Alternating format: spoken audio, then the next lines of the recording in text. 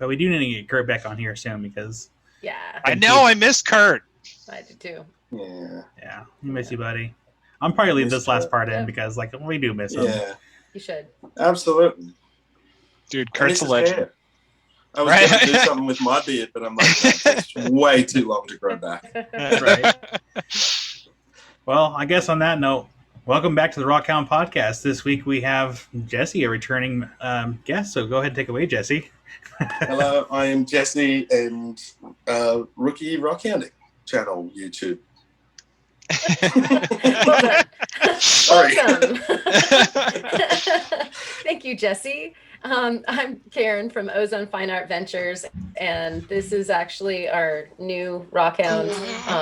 We've been trying to sit in my lap. Nice. You've been hiding that this last hour? Yes. Dude, how dare you, Karen? That's why I was like, let's get going. And it's so cute. We'd love to welcome you to the podcast, and thank you so much for watching. And tell us where you're watching from. And on to you, Theo. Who are you? I'm Emmanuel. Is my name, and my channel is Emmanuel's Manual for Meaning Well. Okay.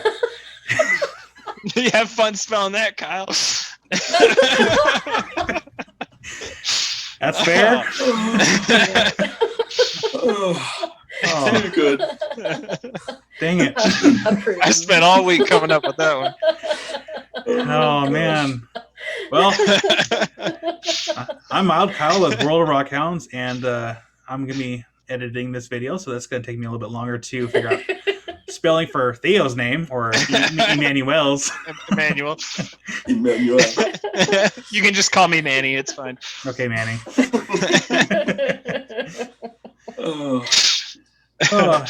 Anyways. I hang for that every week, honestly. I hang out for what's Theo's channel now? What was it? Pokemon Pancakes? The other time? I was Pokemon Pancake Art last time. I was gonna look I looked it up, and it is actually that's a whole thing. niche on YouTube, yeah. And it's awesome, actually. I got on a little rabbit hole. I watched 5 or 6 of them. They're really cool.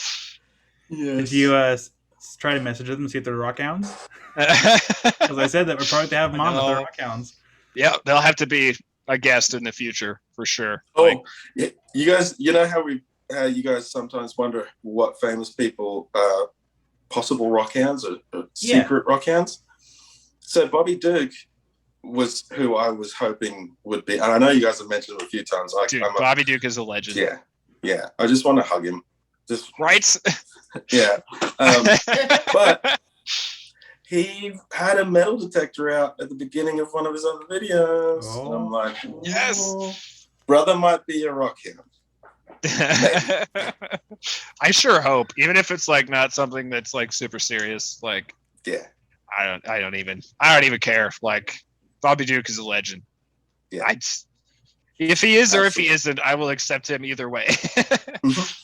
Bobby Duke is probably primary reason I made a channel in the first place.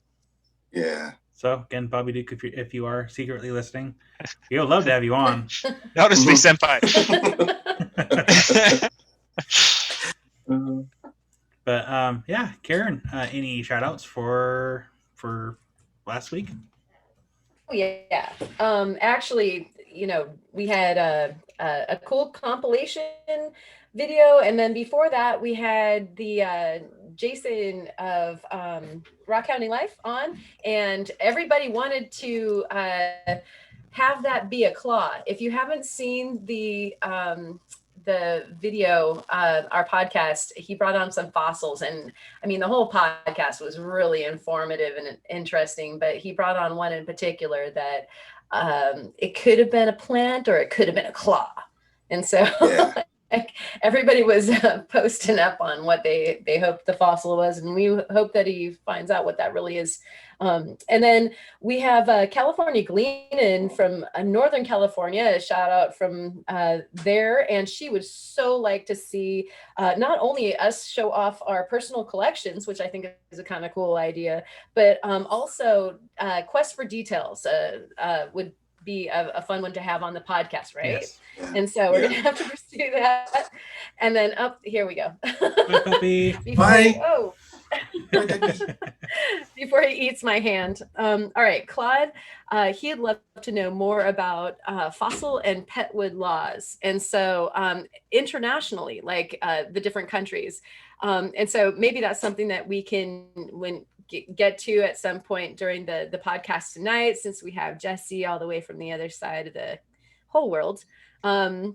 And he would also like to see me Miner on the show. And I know that we've had quite a few, suggestions for that one. So thank you for that. We're working on it.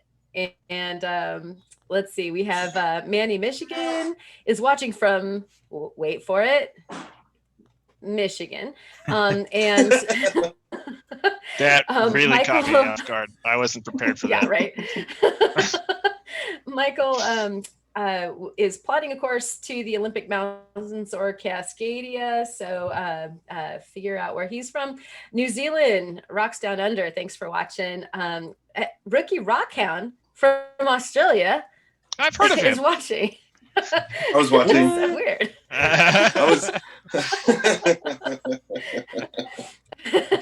Thanks, man.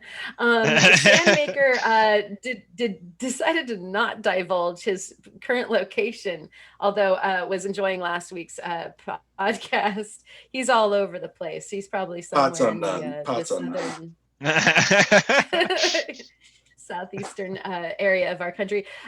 Dustin, Dustin Finds Rock is ever present. Hasso Andre, again from Romania. Michelle loved the Jason or Rockhounding Life podcast and is now planning on going to Nova Scotia because of that. I think that he's probably going to be inundated with a bunch of people because that was such a good one. Midwestern Rockhound, again, where is this person watching from? We have Ted Kellison, who wants to know, or he wants Kyle to know that he's got a beautiful kitty. Thank you, Ted. That's my dad. Hey, Dad. Yeah, like legit, like not even joking. That's what I was gonna say. Is that... Really? Yeah. Oh, it's you, Dad. Yeah, no, seriously, that's my dad. Ted Kellison, that's my dad. Yes. I thought there might be a couple more Kellisons in the world, but right on. No, it's just us It's two. a family. We're the only two Kellisons on the planet. I've never checked, but I assume. I've never met one, so that means they don't exist. I haven't had the same experience. My original is Johnson, so there's just a couple of us. It's a couple. Yeah, so Karen from Canada says hey and enjoyed the show. As always, she's watching every single podcast. Thank you so much. Dan viewing from Ashland, Montana, over by Theo, he says. So yeah. Is that over by you? Ashland? Yeah. Roughly. Yeah. Vaguely. But I mean Montana's massive, so yeah, enough. I mean if it's within 2 hours, we consider it pretty close. Yeah, your family like Kellison. Yeah. Those are the shouts for this week. Thank you, everybody, for watching. Yeah, thanks for being dedicated to viewers too. So many. Thanks, Dad. Yeah, I'll tell Tucker that people think he's adorable. He definitely is. Yeah, that's one of the main reasons why I picked him when we adopted him. He was just sitting there and he just looked very handsome. I'm like, yeah, I want that cat. And called my friend up because at the time he was our manager. I'm like, hey, can we adopt a cat? He's like, yeah, sure, as long as each litter box doesn't damage everything, should be fine. I'm like, we're getting him. Yeah. And actually, that might be a good segue real quick. I not that I'm embarrassed of her name, but a few people have been like, Gucci? we didn't name her. But the name fits now. She's just a big old bulldog and Gucci fits her. It's more like Gucci Goo, I guess, now, I love that dog so much. Yeah. She's so dang cute. Did you see her up on the polishing table on one of my other videos? Yeah, yes. She's like, right, Dad, what are we doing? I'm like, no. You're hopping down. You can't be Alexis, here. Alexis only needed to see like a 5-second clip of Gucci before she was like, I need to meet that dog. Yes, exactly. Exactly. No, she's beautiful. And who's that in the background? Is it Gucci responding, or is it one of the other dogs being jealous? That's Gucci because Mama's about to go out and she's going, no, take me with you, Mum. So hopefully that's not too loud. Oh no, it's fine. Nope. She just heard her name and was like, "Yeah, that's me." Yeah. Mm-hmm. Yeah. Yeah. Speaking of dogs, I might have to break away in a second. They're not a problem at the moment, but they escaped their barrier, so I might need to go No worries. put them back in a Into the sequestered barrier. location. Yeah. Security breach. Well, as long as you come back in a different colored shirt, so you can keep our viewers on edge. Mm-hmm. Oh, On guard. dude, I can do that. I can do that. See who's paying attention. It's just they're all fine except Molly. Molly is in a play mode right now, and I wonder if barking is coming soon because she's probably going to want to wrestle. Yeah, we'll cross that bridge when we get there. Anyway, though. But how was everyone's weeks and future projects? So, Jesse, go ahead and take that one away. Yes, thank you. My week has been great. I haven't, to be honest, we haven't, since I found, if people have seen it, the blue Chalcedony, that was 2 months since that, and we hadn't been out rockhounding. So for 2 months, and it was hurting. It was hurting bad, and I'm like, you know what? I'm getting out, whether it's raining, and the guys couldn't make it and stuff. So I went out back to my favorite spot. Not my favorite spot, my first spot ever. And I was remembering when I went out there, when I was out there rockhounding, I didn't know I was rockhounding. Like I would just go out there to relax, and I'd sit there and I'd see. I thought I was going to be rich. I was like, oh, it's carnelian. I thought it was like a ruby or something like that. I'm like the only one who knows. But so I went back out there, and it was good. It was a nice, relaxed hunt. So that will be coming out last night, I think, by the time this comes out. Yeah. I like that. I had a mini panic attack. I was like, did I miss the video? What? No.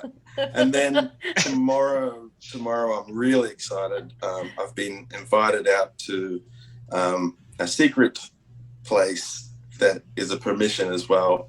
And apparently it's like you have to be selective because you'll just go home after 10 minutes with a whole bunch of thunder eggs that are just washed out of the creek, and there's amethyst in some of them and stuff like that. So by the time you've watched this, I've already done that, but I'm super excited. I need to buy my ticket to Australia, and right. This and I have to say, it's through talking to the community and making new friends and stuff like this, I would not have had the opportunity to do this. There's a friend of ours that has made another friend, and he's like, I can take you here.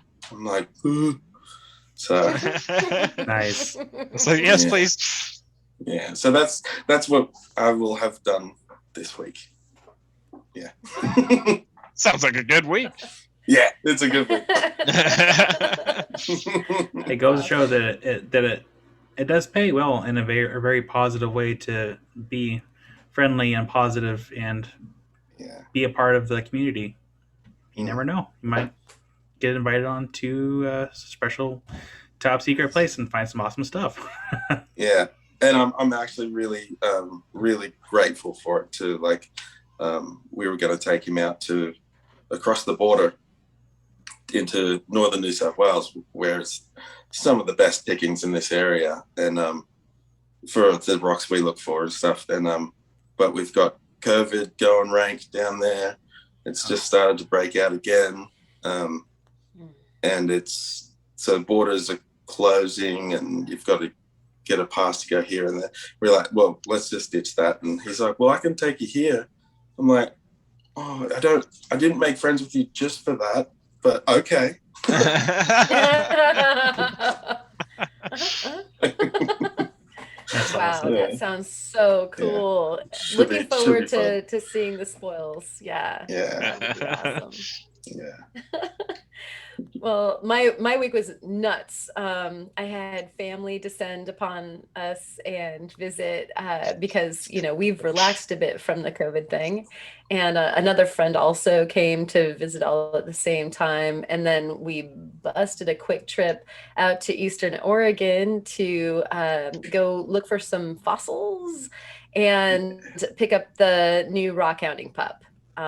And so that was just a blur. And what I've got coming up is a video, of course, of those fossils, and a preview will be in our show and tell. So can't wait to show some of those. It was a fun time. So Theo, how about you? This week was very busy. Lots of just trying to get stuff finished because I've got so I don't remember if I mentioned it last week or not, but because again, like Karen said, the COVID situation here in Montana has really, really calmed down.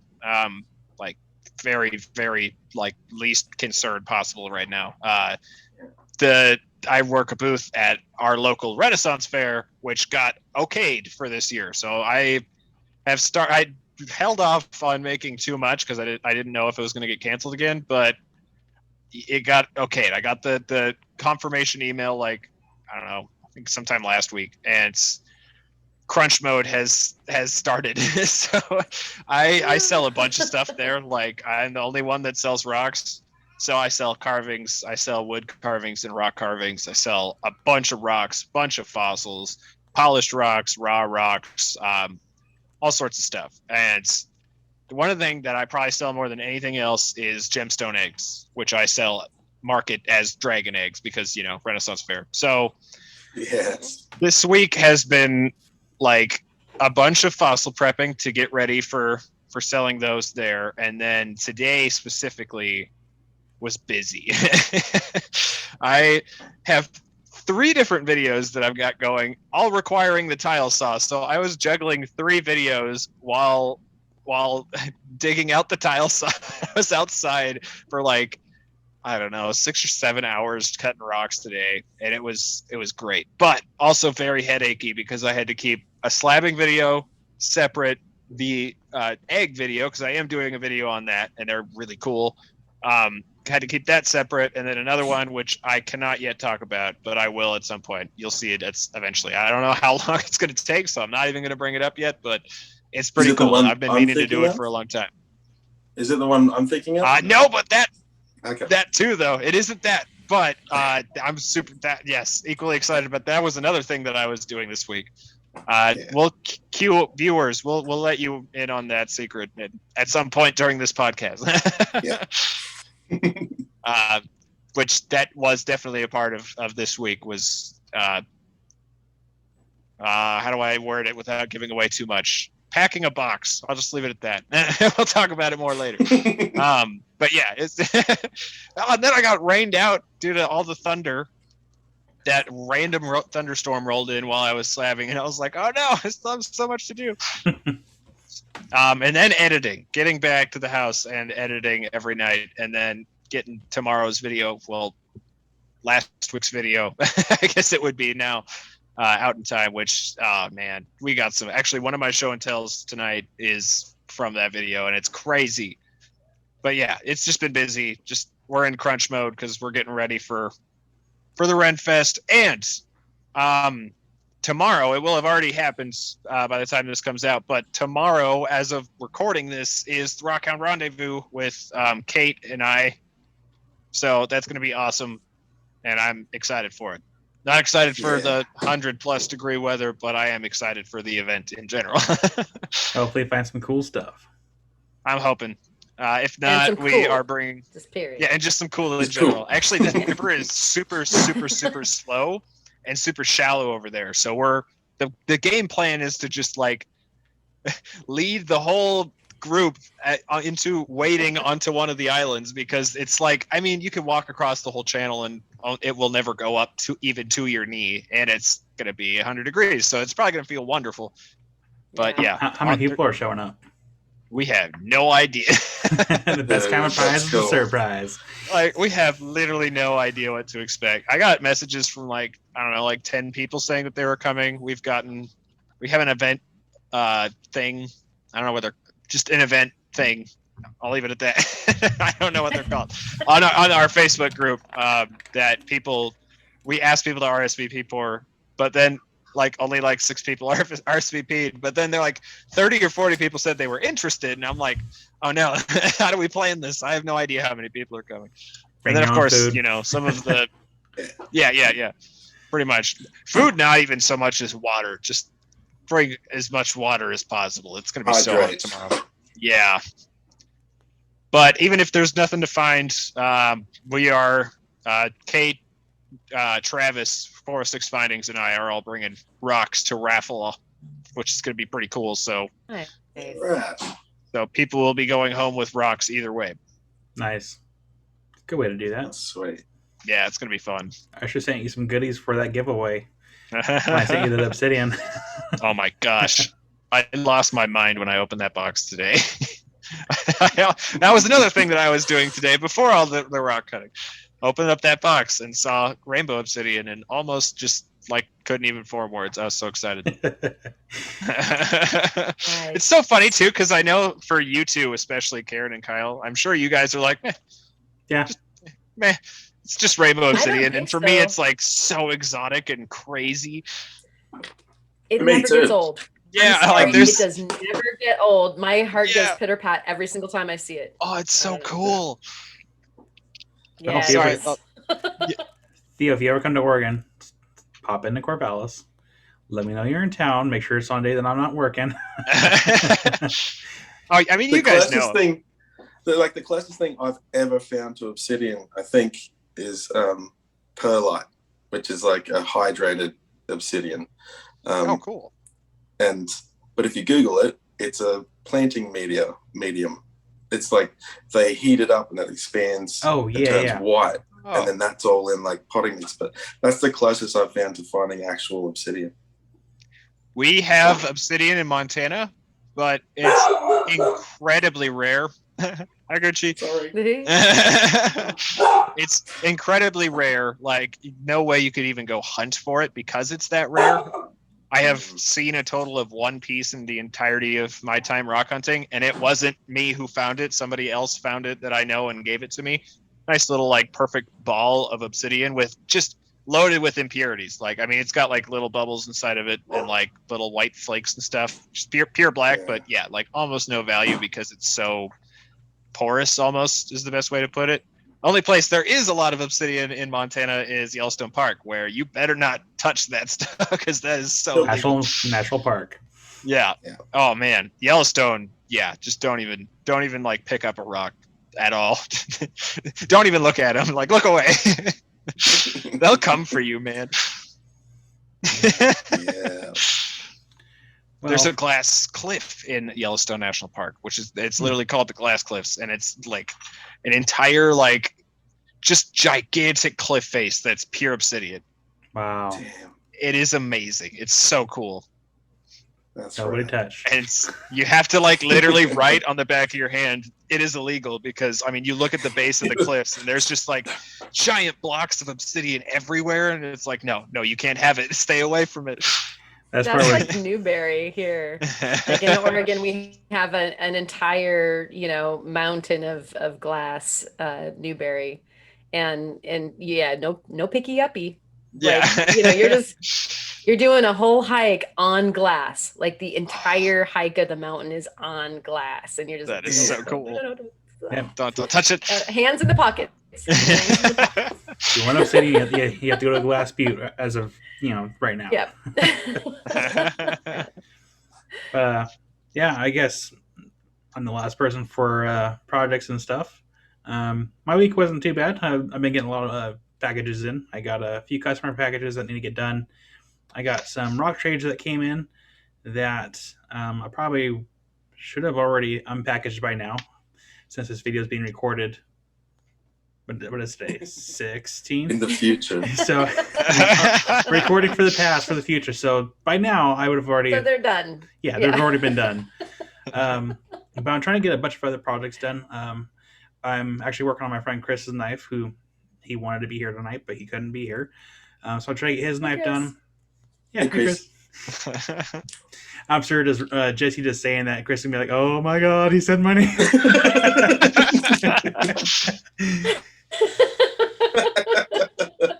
But I'm working on getting his knife done. I'm not recording it. I'm trying to just get a bunch of stuff like done out of the way, so I'm trying to record as little as possible. I am doing some recordings of like some of the parcels that I'm getting in, just kind of as some filler. But like the petrified wood video that, oh my gosh, I can't talk. The petrified wood video that I did, like I do want to do an update video on that once I get a better idea of where it came from. Is that the mysterious piece? Yeah. And I haven't commented on that yet because I haven't finished it. Okay, I won't ruin it for you. But I do want to do. Yeah, spoiler. I do want to do an update video on that one and then show it polished because, of course, right now when we're recording, I'm not doing a whole lot of shop time just because I'm not really supposed to be doing a whole lot of moving because, yeah, medical stuff. But by next week, so before this video actually comes out, I should be able to do some more shop stuff. But yeah, just trying to get caught up and the best I can, and so I can focus on some more cooler future video ideas because I have a list going on. It's just never ending. I know the list. Yeah. All my best ideas are still on the list. I just Dude, Rockhound cut. Yeah. Well, I've been wanting to go back out to here to a local area to dig for petrified wood because the new owners changed names from Hollywood Ranch to the Old Marker Ranch, and it's a feed dig site and dig for petrified wood. Sometimes you get like agates, limcast, and Jasper, and other stuff too. But I haven't been out there in quite some time, and I want to go digging again. And is that what the infamous limcast? The one that I don't have. The one that got away. Yeah. Oh, wait, sorry. The one that got away. The one that got away. Called the White Buffalo. Sorry, I forgot that rule. I should just never have mentioned it. It's okay. Sorry, we don't mention that. Yeah. Oh, but I do want to go back. The only rule for the podcast. We don't mention limcast. The only rule. Yeah, it'll be better. That's your Moby Dick. That's your white whale, man. Yeah, it really is. Great white whale. Yeah. Mm-hmm. You can go find another one, Kyle. If I can find one that's the same size or bigger and similar quality, I'll be happy. Like I would just be like, okay, whatever, not a big deal. Okay, so I do have a question for Jesse, my friend Chris, who couldn't be here. He has a YouTube channel too. We're trying to get him to post more videos. But he had a question. He wanted to know when the next time you're going to come to Oregon is, if ever, and that way he can take you rockhounding. Me? Yeah, you. So the cool thing is I'm American, so I'm allowed to go to America whenever, for however long. But I was planning on actually going before COVID happened. Agate and I was like, man, I want to come over and just get me some LSAs, and then do a trip. So that is something I want to do. It won't be anytime soon, but I want to get a camper van and just spend 6 weeks traveling around to as many rockhounds as I can, and if not to specific ones, be like, okay, well, I'm going to be in this area, come and hound with me, or can I hound with you, or you know what I mean? Dude, you got to come by Montana.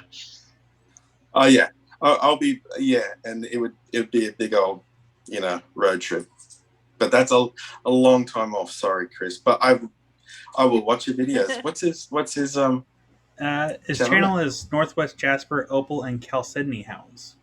Okay, I'll be checking that for sure. I'll put his link there in the description. Yeah. But yeah, when that does happen, let me know, because you are more welcome to come by our house, shower up, get refreshed, and hit the road again. And Yeah, right, man. Amen, man. Same here in Yeah. Montana. Got a place at the beach. There's always yeah, place to stay. Yeah. always room for a rookie. You know I will. It will be. I reckon it's still a long way off, but it's. You never know. You never know. It's a dream. I know I'm about to give up a tiny peek at show and tell, but when you come to Montana, we'll take you out for these right here. Yes. You'll go find your own, okay? Yeah. That'd be sick. I'm gonna need a bigger bag though. Can you imagine the carry-on? Oh, dude, that reminds me of Ship it. when we went to Nah, Florida. Just ship it. Just ship it, yeah. Actually, Ship it. we learned in Florida, because we actually go deep sea fishing a lot, and we learned that it's actually cheaper to just check multiple bags. Honestly, Really? you have wow. to stay under that 50-pound limit. And that's when it gets expensive, is if you go over the 50-pound limit. But there's nothing stopping you from buying multiple suitcases, which is what I did on my last trip to Florida. It's only like $35 to check an additional bag. Wow. Theo's So- travel hacks. I love Yeah, it. Dude, straight up. No, because that's why sorry, I totally got sidetracked. We go deep sea fishing a lot. I love it. So we always, you get fresh mahi and amberjack and stuff like that. And usually I only do catch and release fishing, but deep sea is a different story. You can't turn down fresh seafood. It's so good. So Yeah. we always keep some and send a cooler back with us. So we're like the only people in Montana that have fresh Florida fish at all times. But yeah, it's awesome. But we learned very quickly that it is actually way more expensive to have it shipped, like incredibly more expensive. Like it was like going to be something like $100-something to have it sent, whereas it's $35 to just check it as an additional piece of luggage. Yeah. So yeah, just get multiple suitcases. That's a That's huge cool to difference know. too. Yeah. No, yeah. Everyone who's watching, put that to use. Yes. Rockhounding traveler hacks. Yeah, seriously. That's when we went to Florida. I got a bunch of shells and a bunch of fossils, and there was no way I was going to meet that 50-pound limit with just my suitcase and some of Alexis's. So I literally went and bought another suitcase and loaded that one up, made weight perfectly, and it only cost $35 Yeah. on top of the other charges. Yeah, dude, it's awesome. Yeah. You can probably go to a thrift store and get a used suitcase for dirt cheap. I went to a flea market and got Nice. a really nice, like armored, like really hard shell suitcase for like $20. It was awesome. Yeah. That's good to know. Now we know for the Yeah. future. Yeah, dude. Nothing's stopping you. But no, so yeah, I will definitely be making my way over to America and taking my sweet old time to travel around and maybe till I get some long service leave up or something like that. I think you should also hit up Brian, the crystal collector too, and see if you can meet up with him. See if he'd be down for a meetup. And I would love that. That'd be an awesome collab. Yeah, dude. The other I want to person collab as with well Brian so bad. is Thirst Fast. So I want to make it up to Canada as well, and Jason and the list is massive. If I could, if I always say whenever I'm talking to someone else, I'm like, if I had superpower, I'd do oh no, I can't even remember the word. Teleportation. That's what I do too. Yeah. And anything I can hold will teleport with me. So big old rocks. That'd be the best superpower. Be like, all right, I think I want to go to Australia today. Yeah, exactly. Just gonna go quick rock handing down. Like not even for sightseeing. Just I feel like Yellowstone today. I feel like though, Right? even with that superpower, you'd have to at least teleport to somewhere with a similar.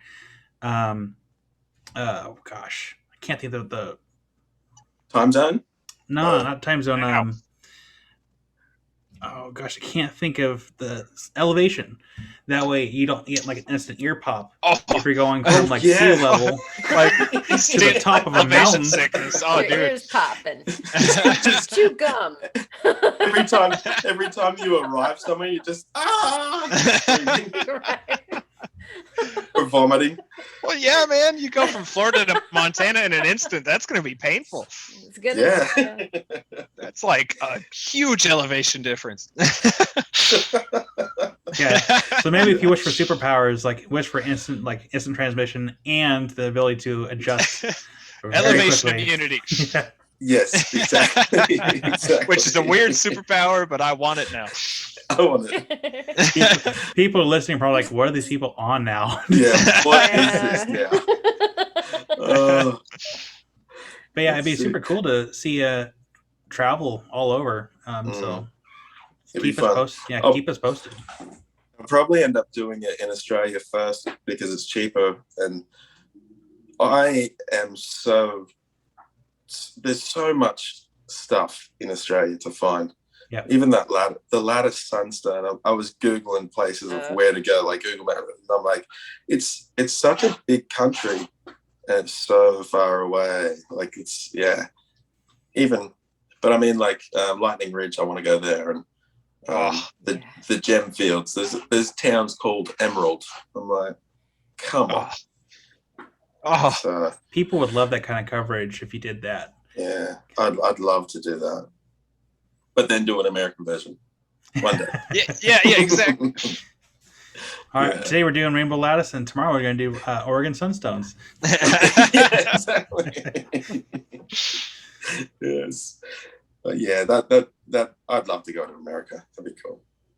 Did we just accidentally discover that Brian, Crystal Collector, has a superpower? Because that guy's all over the country. gets Is that what around. he's doing? That is. Mhm. Oh, okay. Name of the podcast: Brian Major Exposed. He's got superpowers. Oh, that was kind of clickbaity too. So people Yeah. might be like, "What?" And then it's just like a 30-second joke in the middle of the video. Yeah. We're gonna be like, Brian Major can teleport, and he's gonna be watching and be like, "What? What? He's like, really? Can I? I mean, he does a lot of places that would make a lot of sense that he can just teleport and be like, "All right, we're going a lot of places today." We know so- your secret, Brian. No, Come that- on the podcast. That is super awesome that he does.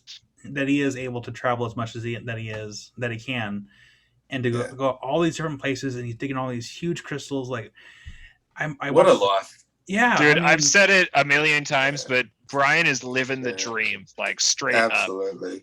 Mm. it's awesome. I mean, And he made it happen, though. I mean, he deserves to be doing Oh, that yeah, as well. Like yeah. Oh yeah, he's put in the work. for sure. Yeah. yeah, lucky guy. Yeah. Still lucky guy. But that means we need to figure out how he can teleport to Australia and all the other countries, so he can crystal collect over there. Once he does, if he can just let me know, then we can be teleport friends. Yeah, I almost want to say Friends. Teletubbies, but that's Oh no, that's potential copyright strike right there, though. You can't Oh use gosh. Yeah. I think we should be okay. Yeah, We're- I think it'll be fun. Worst case, if they come at us, I'll just mute that small for like 2 seconds. Not if I incorporate that word into every sentence for the rest of this podcast. Oh, don't. I won't do that. I have to apologize. It's like Theo's when tangent ability and my tangent ability is like super tangent ability right now. Like we're talking Yes. about superpowers. So if I don't know if you have a bell, ring it, let me know, and I'll stop. Like, yeah. We'll No, get dude, back on topic. straight up. Yeah. I was both very excited for this podcast and very nervous because I knew that, dude, like Jesse and I together, we are going to go so Tangent off camp. topic and it's going to be Mhm. wonderful. I think So that might help. apologies to everyone talking down there. Talk amongst yourselves. We'll be back momentarily. That's okay. That's why I'm here to kind of help rein things in if they get too far. Driving. Right. Sorry, Dad. Ted Kellison, Cute cat, and also Bring Theo. the cat. Oh, It'll make him happy. gosh. But yeah. Do we have any other questions for Jesse, or vice versa? Did I bring questions? Yeah. Yeah. Do it. Go. Yeah. Shoot. Yeah, I brought one, and it pertains. Or I brought two questions. And they both extremely pertain to rock hunting. The first one especially. So the first question is, what's your favorite movie? Oh, I have this. Look, you know what? I have a lot of favorite movies, but one that I absolutely love. I don't know if you'd pick it, but Django Unchained. Oh, that's such a good one. Django Unchained. It's such a. I know it's got a lot of stuff in there, but it's just what a hero, man. Just, right? Oh, and he can that's a great sing movie too. But just yeah. So Django Sorry. Unchained. Okay. I had to bring a joke question just because I had to. Well played. So the real question is, what actually got you started as a rock hound? Like, what was the first thing that actually made you take interest in rocks? So that would be, I don't know if you'd guess it, and I don't really talk too much about it. What is it? The metaphysical properties of rocks and stuff like that. And I've mentioned before, people in certain groups believe this or that. I don't want to take a side with it, but that's actually what got me into it. Was the friend of mine at the time had gifted me crystals, different things like that, and I just was in wonder of them. And then I found out you can find them. You know what I mean? Yeah. And so it was like that got my interest in it. And then realizing that we had creeks out the back. I lived on the Gold Coast for about baby on my lap. Fine. Yes. Living on the Gold Coast for about 10 years, and I did not know that we had creeks in the 20 minutes away from us. And I was like, they look like American creeks. So I went out there, and it was like my Zen place, getaway place. And that's when I started finding these when I first started collecting them, I would I'd take one of these and fill it with rocks. That was the size of the rocks, that big. You know what I mean? And I was absolutely. This is amazing. Not realizing that if I knew what I was looking for, I'd find these things that we're finding now. And I'm like, but it's cool. It's all part of you. Without that, I wouldn't have appreciated what I do find now as much at all. It's all part of the journey. So it's, that's what got me interested in rocks and stuff. And my first way of identifying rocks was they called it the Crystal Bible, which was it would go with color. So you would search for color. It was like a kid learning about rocks. Like, I have a blue rock, and you look up blue, and it goes, could be this, this, this, or this. And I would, I didn't even look at what the metaphysical properties were. I'm like, oh, this is this. Or, Yeah. So that is awesome. No, I'm totally right there with you. I'm sorry, I'll let you finish first. No, it was very, very amateur way of identifying rocks. It worked for a bit. So you got to start somewhere. I mean, yeah, exactly. Totally. It doesn't matter how you start. You start somewhere. Yeah. No, I'm sorry. No, and for the purpose of I think rocks feel good to me when I hold them, and it's not so much that I think I'll look it up and be like, that rock does this for me. Other people do, and I respect everyone's belief system, absolutely, because whatever it gives them, then that's a good thing. But with me now, holding the rocks, it encompasses the finding of it. It encompasses the memories of the day. It encompasses the things you've learnt about how that rock was formed. And then what else do you get to hold that, and this is young for a volcano, but what else do you get to hold that's 23 million years old? Nothing. Yeah. Rocks. I Yeah. like that Or- age. exact- That's an okay Yeah. age. That's not too bad. It's a young volcano, but we look for like what's in our area sort of thing. But Sure. yeah. So No, that's, I love sorry. that. I was just going to say, I'm right there with you. When I first started, I didn't have any tools, so size I really did not care about, because even if I found a monster, there was no way I could do anything with it anyway, because I was the only rockhound that I knew. It was just me and Alexis going out to the river to look for stuff. But then once I got my stuff, the first thing that I got was my flat lap. And my fasting machine, I guess I should say. I refer to it as both a flat lap and a fasting machine because I use it in ways it should not be used. But anyway, like making gemstone eggs, for instance. I probably shouldn't do that on a fasting machine, but I do. Sorry, fasteners, don't at me. Anyway, I really quickly learned once I started doing silversmithing and cabbing specifically that I didn't have a tile saw yet at that point. So if I found a rock that was like this big, if I wanted to make a ring setting out of it, that means I had to grind off like that much of the rock to get to a point where I could actually make a ring that wasn't like super gaudy. Like, I mean, I could make bigger cabochons for like pendants and stuff. So I quickly started targeting rocks like between my ideal size was like that. Yeah. Like about the size of a bottle cap, because that would be like big enough that I had options, but small enough that it wouldn't take hours to grind down all the way. Of course, the moment I got a tile saw, I was like, what was I doing? Yes. So my those poor plates, man. Went through so many plates, like literally getting rid of like 60% of a rock.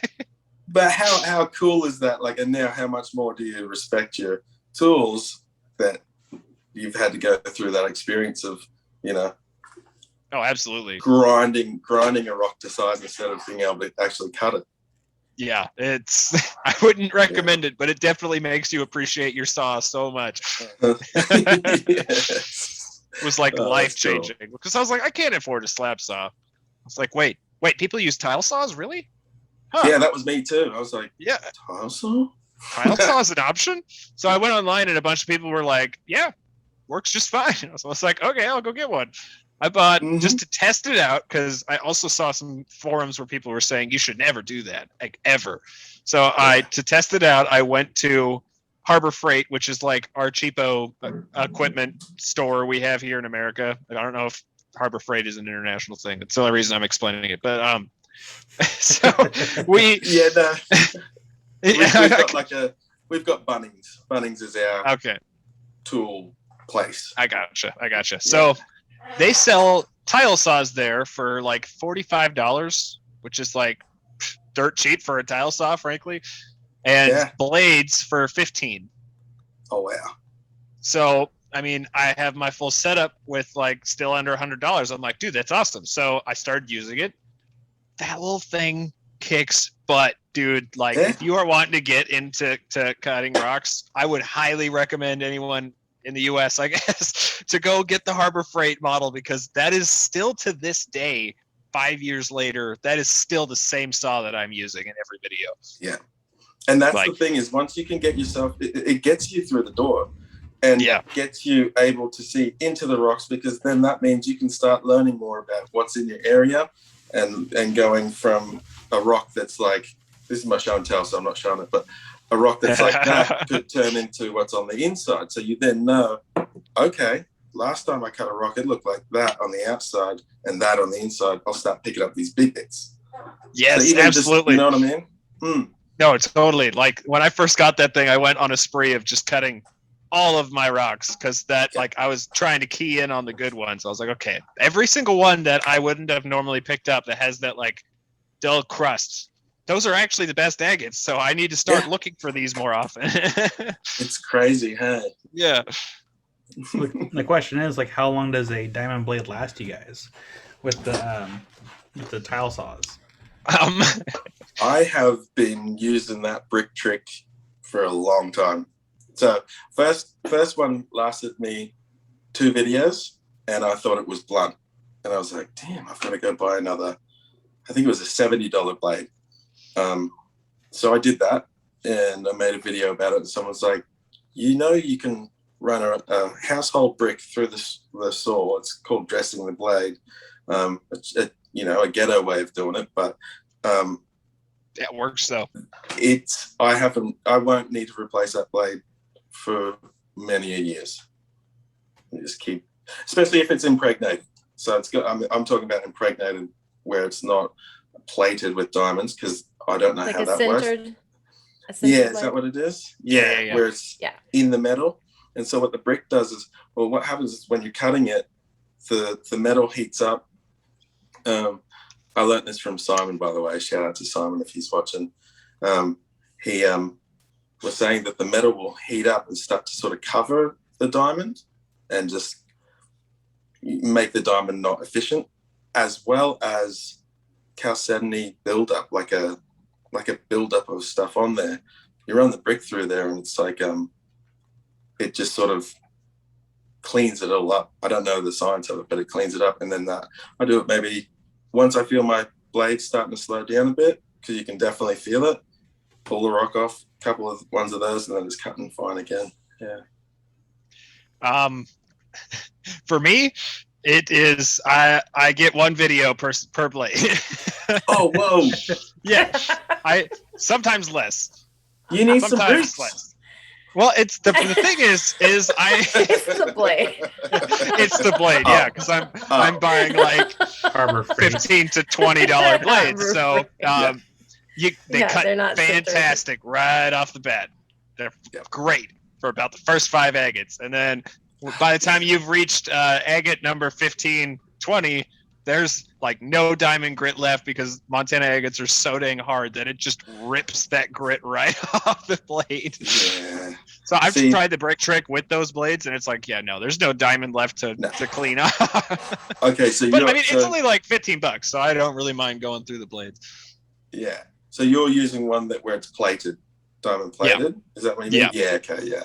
So if you they are centered, but not very much all the way through. Yeah. Right. Yeah. But the other thing too is I do all the cutting you see in my videos. That's all the cutting I do, because I work full time during the week and stuff. I set aside time to do cutting of my rocks, and whatever I do with rocks, I film, because content is few and far between these days. So it's like I need stuff to show people.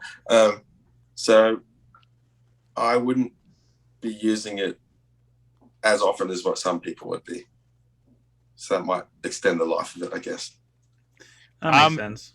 Usually I get longer out of it because I use it as a trim saw. But like when I'm making cabs or stuff like that, and I just need to shave off some rock. Slices. Yeah.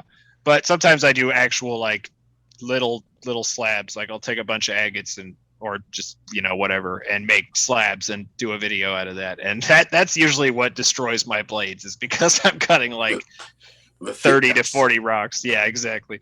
Yeah. Well, I mean, you take one agate this big, and then I literally get like tiny little, because I'm looking for iris agates. So you get that agate about this big is going to turn into like 9 or 10 little slabs, which means each, like I cut 20 to 40 rocks. Each rock is averaging 5 to 8 slabs, which means really that blade is like cutting like 100 times basically. So it puts some work in before I absolutely destroy it, but it still absolutely gets destroyed. Yes. I've been on the fence about getting just a towel saw for more quick cuts and cleaner cuts, because the upside to the actual slab saws is they do last longer, but the downside is you typically have to do more cleaning because you're using a special oil for the saws. So there's an extra step in there. Whereas if I were to use a trim or a tile saw, I'm using water, so there's no really washing necessary. But so a lot of the trim saws are water too. I do have a small trim saw, and for a while when we lived in our apartment, I was using water, but I would always empty the water out after every single use, so like nothing rusted out. There's so many downsides to a tile saw, so it's real. Like if I could get a slab saw, I'd get a slab saw. If I could get a trim saw that was bigger, because my tire saw blade's about that big, so I can only cut a rock that big, and a lot of them are bigger sort of thing. So it's very entry level, rookie lapidary, and I'm still there. No, it is for sure. It's awesome until you find a big rock and you're like, how the heck am I gonna hack this system in a way that will allow me to cut this thing? Yeah. I mean, I love it for trimming though, for like working up stuff for like cabbing or faceting, because it's best to start with like a square or an octagon, or just honestly square or rectangle works best.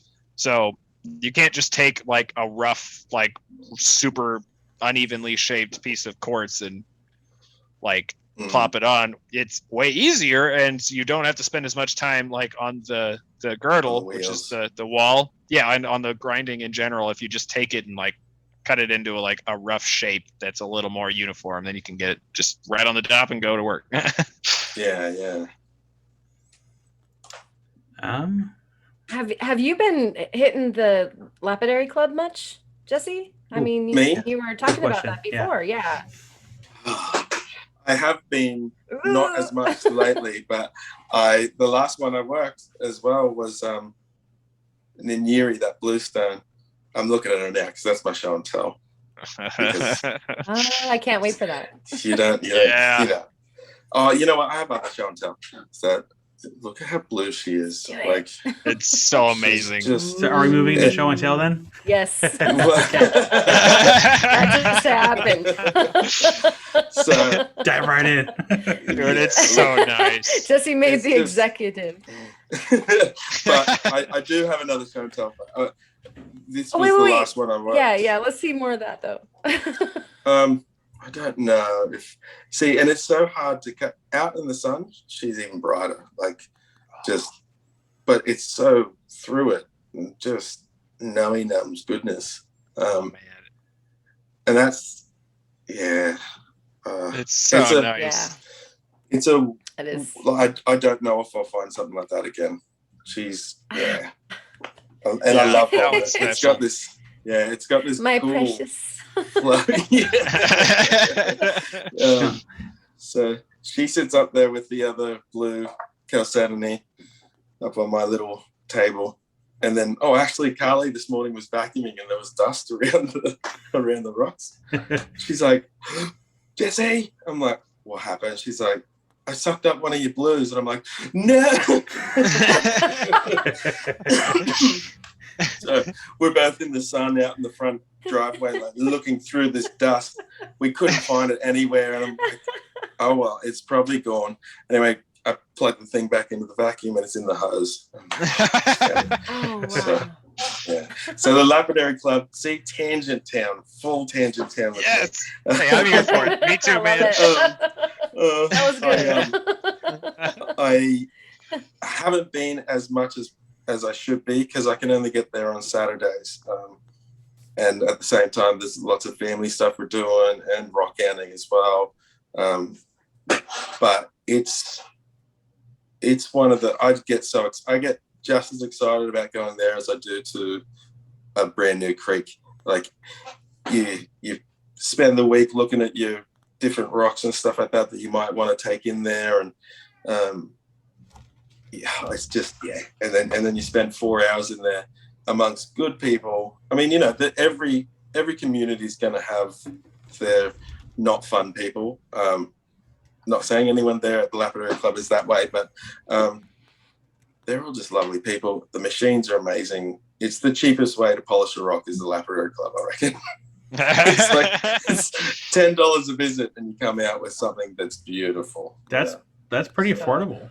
Yeah, that's awesome. That's awesome. Yeah. I mean, you pay a membership, but there's a lot of perks to the membership, and then I think it's $100 for a year, but then it's $10 every time you go in there. Yeah. So, have you asked to see if you can do record in there, maybe do a tour of the Lapidary Club, because that'd be super awesome to see. That's just my thing. No, I really want to. That's my thing. If there's some kind of Lapidary Club or a shop, like I always want to see like how they have things set up, and Yeah. it's just like like Jared, he went and did the What Seattle was that dude? Yeah. Seattle no, Rock did he do Rollers. Yeah. Yeah. Okay, yeah. Yeah, in I Tacoma. didn't see that one. I saw him do another guy's place. This was a while back, and this guy had a lot of stuff he put together put it together himself, like a vibra lap, and seeing, like you said, seeing the setup it's just it's lapidary eye candy. It really is. Yeah. So I haven't asked. Paulie goes there as well, so he went there before me, and then he spoke to people there, and they said we have to email the presidents, and then they have to have a group meeting and okay it. And I've sort of gone, I don't want to push the friendship just yet because I haven't been there long enough. I don't want to be they're going to look at me like, oh, here's this newcomer wanting to make videos and this and that. So I don't know how that will go. Do they know that you have a pretty large following? I think a couple people there do. Yeah, a couple people there do. So it's like, I don't know. I would say that if anything, that might help them out and get the word out. And I mean, I don't know if they're hurting that's the spin I'm going to put on it, because it will introduce a lot more people to the club. But then there's people there that might not want that. Yeah, that is because the downside to that. You got to wait for a machine. There's limited machines and stuff like that. But I think the more people that get to know it and get to know the goodness of being in a lapidary club, the better, really, for the whole industry. I mean, the more people they have, the more machines they could probably buy. So, Yep. is it a rock shop and lapidary club, or just a lapidary club? So it is called a gem club. So they do one building. The area I'm in right now is the cabbing area. So they have the big saw, trim saws, dirty saws for cutting boulder opal, which is dirty as. So that's an outdoor saw. It's no kidding. Filthy. Yeah. And they love their boulder. I like being opal dirty though, actually. It's pretty fun. But then they've got the cabbing machines, and then they've got the flat lap, and they've got ones on their side as well, like a vertical flat lap. Way. Yeah, and you just anything you can think of. Then you go over to the next place, and that's their silversmithing, and they've got the sonic cleaner thingy. I forget what they call it. Ultrasonic cleaner. Yeah, I think that's the technical name.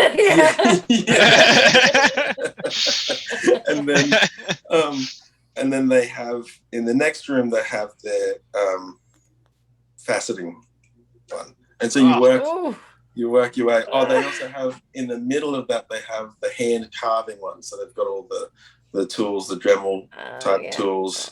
This for doing. place sounds magical. Yeah. It is magical. I want to go there. And it's open every day except for Sunday, Yeah. so I only get one chance to go. It's like but you work the way it works is you can't just go in there and do it. You go in there. There's an instructor for each of the days. It's not like there's like he's watching everything you do. You have to make something. So I had to make 3 cabochons before I could bring in my own material and get let loose on the machines. But those 3 cabochons it's really important how to learn that style of the bevels and all that sort of stuff. And it shows that you can learn the machines as well as not use them the wrong way, sort of thing. Yeah. So then you go from the cabs lessons to the what's it called when you rough polish a stone? Freehand, I guess. Freeforms? Freeforms, that's it. Freeforms. Okay. Yeah. And so they provide you with the material as well. And then you move on to silversmithing, then you move on to faceting, or you can stop at any stage you want to and just have fun in the cabbing room. That sounds amazing. Yeah, it's really cool. It's really cool. That's actually very smart for them to do that. Just make sure that whoever's there knows how to properly use the equipment. I know the shop I used to be a part of. We did classes, but we also taught like a safety class first, so people like know how to use the machines, respect them. We also made sure that people would clean up after themselves too. Yes, that's the other thing. Because this wasn't just like a lapidary shop. It was also a rock shop up front, machines in the back, and so there was that issue of people would show up wanting to do stuff, and there was not enough equipment to go around. And I know the one way around it was they had like a punch card system. At that time, I don't think they do that anymore, but at that time they had a punch card system. So if you came in, wanted to work on a machine, but all the machines were full, or the shop was using machines for business purposes, then your card would not get punched that day. But we also asked people to kind of call in advance to make sure that there were machines available for people to use. I don't think they really offer that service anymore. It's become more of a business, just for the business sort of thing. Which I get it for like a rock shop, but it would be cool. Like if I ever win the lottery, I would love to start your own gem club. Yeah, because Seattle has that large shop. I'm like, man, I would love to do something more close to down here. And I think we have one in Salem. It's like a lapidary club, but I would like to have my own a little bit more further down. But heck yeah. And like I was gonna say, my brain just went excursions as well.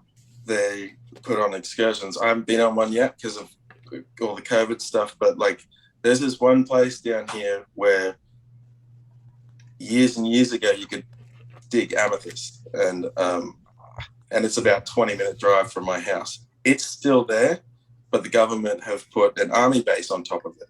So even if you were going to be like, oops, I didn't know I was on your land, you'd be shot. So that sucks.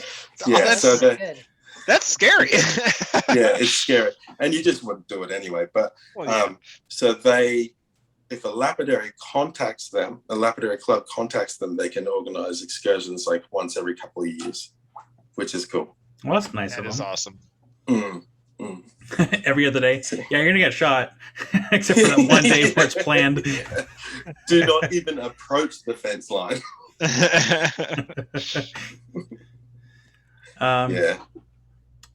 I think we're still on show and tell. So, Jesse, what's your other show and tell you got? My show and tell is the first rock I ever found. Ooh. And it's the weirdest way to find a rock. And I wasn't a rock hound at the time, but I still have this thing. And Kyle, I understand your pain about lacquer. Like I said, each to their own. Everyone, it's a cool way to bring out a shine easily. That's why I have to say to each their own, because I don't want people get mad at me. That's exactly. My personal preference. Yeah, exactly.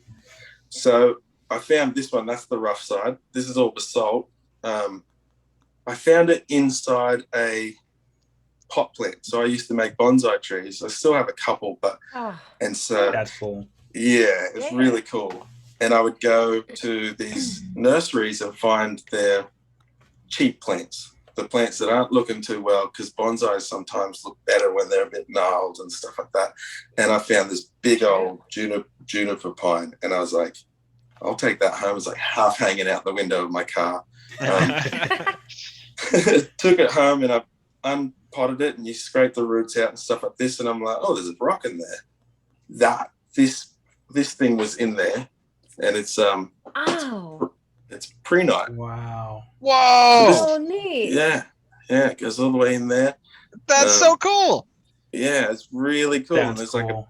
like I don't even know what that is. And you can see like there's like veins and stuff in here. Now it used to have a better polish. You can see how that's dull. That's because I like to feel the rocks and be able, and like, so when there's, you loved it down. Yeah, so I just spent hours going, you need to make that a shirt. Yes.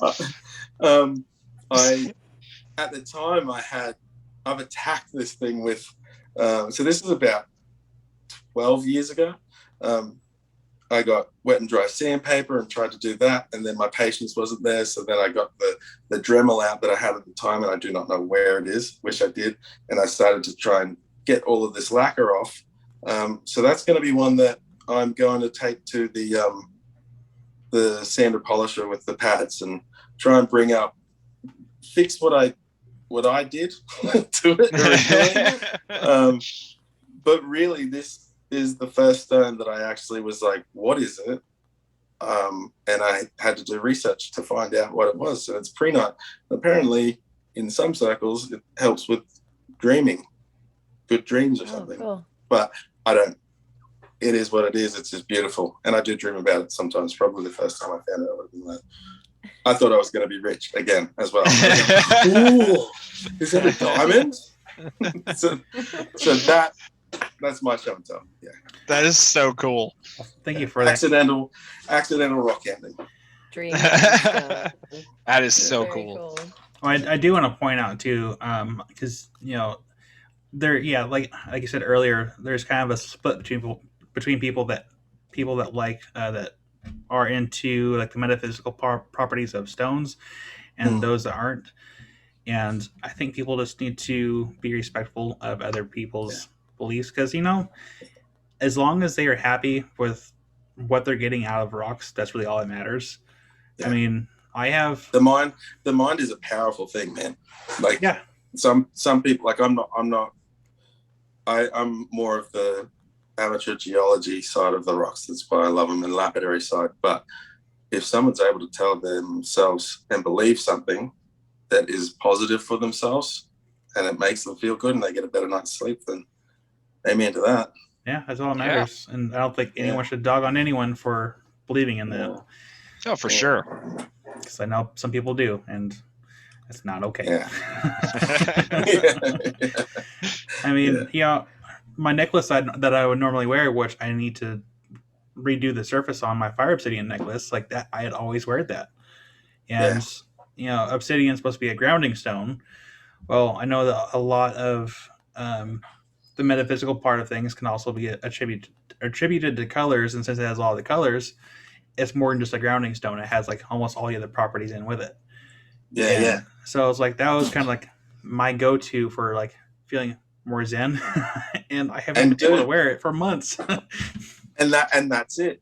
It's like a focal point for your mind to go, well, basically for me, it's like hedge your bets. If it's not true, it's not true. But if it is, maybe it's cool. Or even just carry a rock in your pocket, and if something good happens, you'd be like, "Oh, hey, just because I had my lucky rock," and then and then it becomes. I mean, regardless of metaphysical stuff or not, everyone should have a pocket rock. Like that's just absolutely. I got one. It's this one. Just take it with you everywhere. Yeah. Oh man, I had a baculite that I forgot in my pocket for literally like I wore these shorts on a hunt, and then didn't wear them for a while because of laundry and all that. Put them back on like 3 weeks later, and was like, oh hey, a little baculite, cool. I think I took it out earlier today. The ladies at work, because I work in the childcare industry, I work with like 31 women. They're all sick of this rock. I'm like, hey guys, did you see? This is why. This is why it's cool, guys. Yep. I'm like, this really is it blue. polished now, guys. Look, it's shiny now. I wish I had the time to like. I'd do a skit and just like use your voice, but like I'll like recreate the skit and just like use a voiceover and be like, look at the. Have everyone's turn right. That would be such a hilarious video. Yeah, you gotta just start recording that every time, Jesse. Like every single time, just record their reaction, and then you can make a compilation over the course of a year of them gradually getting just more and more over it. Oh, that'd be so funny. Slowly becoming white noise to them. Yeah. But the cool thing is that the ones who do love it the most is the kids. It's all that matters. Yeah. And they're like, matters. But the first thing they ask is, how much is it worth? Is that a diamond? And you're like, oh, yeah, it's worth a lot. They actually asked me, how much would you sell that for? I don't think I would. I don't know. It would. Yeah. That's when you tell them that to you it's priceless and it's a family heirloom. Yeah, exactly. Oh no, I run a rock shop and I have rocks that I will never part with. Like, I don't think you have to put a price on everything, you know? Like, I have plenty of rocks that are not going anywhere, even if somebody offered me an arm and a leg. Like, no. No, it's like, I got this one. I got my large crystal that I would never sell. Oh, gosh. Yeah, look at that thing. Oh, how much? Okay. Is that like tourmaline stuff in it? Or green tourmaline and quartz? Is it tourmalated? Oh, my gosh. Yeah. How much? It's not for sale. It's not my show and tell. How much? It's not for sale. I know you though. Right. It just so happened to be. It's it's not my show and tell. It just happened to be on that shelf. I was showing someone else. I was here this last Sunday, and they thought it was super cool. They're like, how's that black tourmaline? I'm like, no, that's green tourmaline all through it. That is so cool. But sorry, I totally tangented us again. It's okay. It's fine. I have done it multiple times in this video too. So bring it back. Sorry. Karen. So that was my show and tell. Okay. That was awesome. Very cool. I loved that. Yes, it was good. Tangents are welcome. So, yeah. We went out to the far east of Oregon to go pick up the Rockhound, and while we were doing so, we camped out at a place that just so happened to have fossil leaves. Oh. Did you go to the town of Fossil or John Day? No, it was a different place. It was a secret place. Well, you're going to have to divulge the secrets at some point. And so one of the things that I got really excited about, I did a video not too long ago about some other fossil material that was from more the Pennsylvanian, and this is our not so old, like you were talking about, Jesse, the more Miocene era, it's just a young 20 million years old or something. It's an adolescent era. It's they're juvenile fossils that they're in their awkward years. It's fine. But there was some really, really neat not only impressions. You saw the sticks that I just pulled up. There were some that were very nicely filled in with the iron. This is the positive and the negative of another stick. You can see like leaf buds there hanging out on the stick, and just really nice. And this is actually one of my favorites.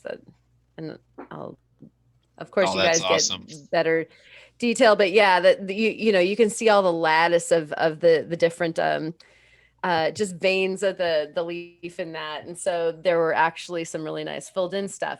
Well, we only spent like a day and a half there. We camped overnight and picked up that Rockhound and then just just plugged on home. And so that's going to be not only a video to come up, but like I'm going back there because I just like the tip of the iceberg. There was so much more stuff out there. And there is in the region, I was reading a white paper about it. There are mammals, there are other like insect and whatnot that you can find there. I would have to, of course, report all of the mammals because we're out of a zone that is legal for me. But there's supposed to be some really neat stuff out there. And so I'll be back and there'll be a video about that material. And I have some big fossil or, the plant fossil plates that I actually pulled up that I didn't show tonight. So that's awesome. They're like full straight up artworks. Like you could hang them. It doesn't even need a downlight or a frame. You can actually, and they're beautiful. They are so cool. Yeah. Nature's art. Yeah, and it's so like it's absolutely heart racing to pull one of those out of a cliff or just turn, something over that has fallen or eroded out of the cliff. These places aren't very like hit. They're less active, there's not a whole lot of people going out to them. And so you're literally looking at erosion blocks of this material coming out, and you're just turning stuff over. And there's a maple seed pod. Like, aspen. Mm-hmm. Yeah, it's an aspen. Aspen. So nature's Soon, art hopefully. really is very, very exciting. And so anyways, that was my experience in show and tell. Yeah, nice. Yeah, that's awesome. Thanks for sharing that. Again, both Jesse and Karen, be sure to get me pictures of everything. Mm-hmm. Have some nice pictures to throw over. Even if it's a short video too, you can try to send me a video clip, but I can try to download it and throw it up too. So, Sure. Oh, sweet. Cool. try and experiment with that a little bit and see if that does any better. But Theo, Okay. what do you got? Well, I'll show mine in just 2 seconds. I just wanted to say first that I really want to go leaf hunting. It's something I like doing, but I always get so. It's like, all right, let's go fossil hunting. We could go look for stick and leaf impressions. Sticks and Yeah, but we stones? could go look for ammonites and baculites and amylite. And I'm like, yeah, I know we just went there last week, but let's go look for more ammonites. Maybe we could find another big one. So they're both the same distance away. So I'm always like, yeah, but ammonites. So I actually really need to just say screw it and go do it, because I actually really, really like finding the leaf fossils. I'll have to send you guys a picture, but last time we went out there, we found a fossil leaf that's just this huge leaf, and it's still green. Damn. Oh, wow. Wow. It's crazy. Oh, cool. It's amazing. Okay, sorry. That's my, 9th tangent now? No, that's good. That's good. So first is this right here. If you guys watch my channel, you may recognize this. And this was on the very outside of a fossil concretion. And if you look at this little inner coil right there, that is a super, super weathered ammonite, like extremely weathered ammonite. And I was like super upset because it looked like it was a really nice big one, but I kept it anyway, brought it back to the shop and figured, we might as well just prep it because maybe that other side is pretty. Most people seeing this damage on the one side would probably walk away from that, and this is why you should never leave that kind of stuff behind. Dang. That's nuts. That is So such a good. nice ammonite. And that's a good kind of segue to tell people don't give up. Just Yeah. keep trying, because you never know. You could just flip that stone over or have something get revealed and be like, oh, that was there. You're right, yeah. Mm-hmm. I don't know if it's showing it at all. I'm trying to move it around so you guys can see the sheen on it. It's so shiny. I did not polish this. That's just the natural, you can really see it right in here. Wow. See how shiny that is? That's just how shiny they are when they come out of the matrix. If you Wow. prep them. They're amazing. Nuts. I love them so much. So yeah, don't just disregard things right off the bat, because this may not look like much, but my gosh, is that amazing. I love it so much. I wish it was complete. Like, this would have been a phenomenal ammonite if the whole thing was still here, but you know what? I don't even care. So the Nope. question is, are you going to sell that or are you going We're to cool. display that? That's what I'm wondering. Honestly, I haven't decided yet. It's still fresh. We're gonna have to give it time to settle. Because this was only like 2 days ago. So It's still a baby. yeah, it is. It's a little baby. We need to let it grow up. And then my other show and tell was from the video that's coming out tomorrow, which was actually last Saturday. Yeah. So That makes sense. I hope, because it didn't when I said it anyway. We're recording. Oh, wait, that's the wrong calendar. We're recording on the Don't 16th. even try. I need to take Comes down my out. June calendar. Yeah, you should have just gone off of that and give them totally wrong dates. There we go. That's They're better. like, what? Saturday isn't the 17th. What? Anyway, though, on that hunt, we went out and found a bunch of big agates, and one of those big agates just so happens to be my best agate that I've ever found. Wow. It is I've seen over. that. That is Yeah, it's massive. massive. Yeah, it's crazy. I mean, it's like the size of my head. That's saying something for you too. Best agate you I know. ever found. Yeah. I have found one slightly heavier, but it was just like pretty much like a clear, like very, very lightly banded chalcedony. This one's just so dark and it's got color variation. It probably won't show very well on this, but there's actually seams of blue and quartz, like little quartz veins in there. All those Dang. little indents, those are actually quartz veins. Then you flip it over and look at the way that glows. Oh my gosh. Yeah, they do some cutting. Yeah. Wow. It's so mossy and so banded. Like, I hope this is showing well. It's so nice. Like, the thing just glows like crazy, but it's got so... Oh, yeah. You see it kind of glowing there. I wish this flashlight wasn't so strong because it kind of just washes everything out. But see, like, to find something big is one thing, but to find something big with stuff in it, Yeah. Yeah. Yep. is that's the meal ticket. Oh, yeah. And that's why I make a point of saying it is my best agate so far, not my biggest agate so far, because I have found one bigger, but only like half a pound heavier and not near as nice. This one has like, not only is it massive, it has everything you want in a Montana agate. It's so cool. Yes. I was freaking out when I found that one. That's Nice. yeah. You're going to do some cutting and then let us know what's on the inside because Yeah, I don't know. I haven't decided yet. that's kind of I am excited. Sorry, for this channel to be able to unlock the community tab. So when we have show and tells of like rough stuff, and when they do get cut, we can like post updated pictures of what it looked like on the inside. Like throwbacks. Yeah. Yeah. So if you guys Although aren't you're not subscribed- sure if you're going to cut that. Is that what we just heard? I am Is not that sure what if I'm you going to said? cut it. He might not. Sometimes have just a folks. little, So, yeah. just the test. Sometimes you Just a gotta little wait. sliver off the side. Just- I don't think just it enough works to make that a catch.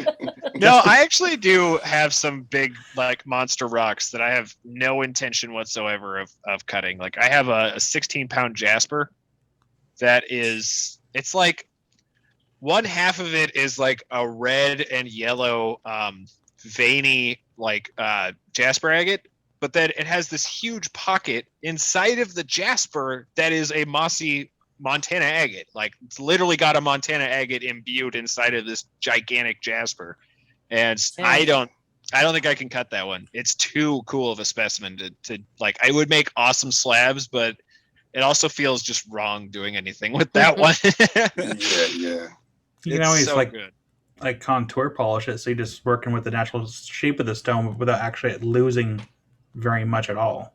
Yeah, and I've actually thought about doing that with that one because it is really, really cool. Yeah, I love it when the rocks don't know the rules that we put in place. Yes. Like, you're not a Jasper. You're an agate. Wait, no. Like, yeah, No, I'm not.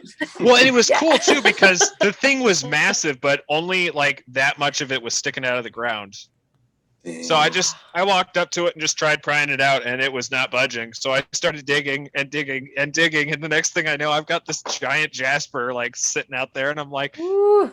I just started. I have to hunt for 3 more hours. Does that mean I have to carry this thing for that long? You know, that's when you stash it in a bush on the way back. I did. I put it on a log.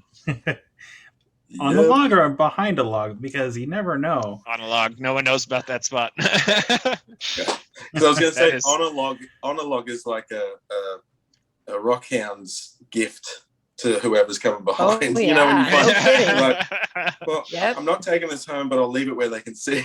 So Right. I've done that before at the beach a lot of times.